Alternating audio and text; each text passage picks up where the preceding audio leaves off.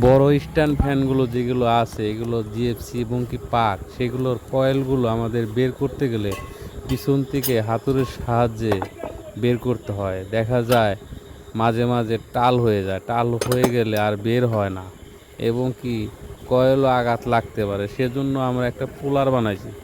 পুলারের সাহায্যে আমরা ব্যারিংটি আজকে খুলবো।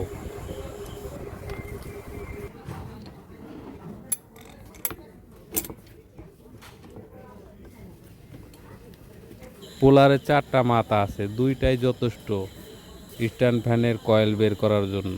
আর 2টা অন্য ফ্যানের আমরা কয়েল বের করি, সেটা হয়তো আরেকদিন দেখাবো।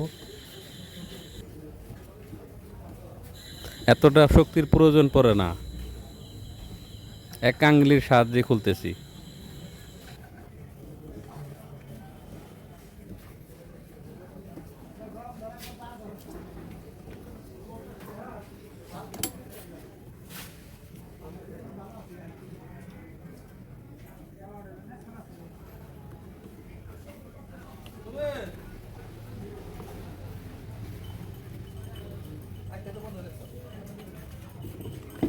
এটা বের হলো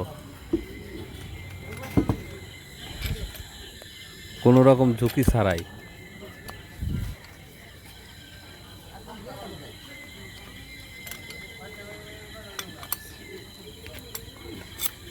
দেখেন কোনো স্পট করে নাই।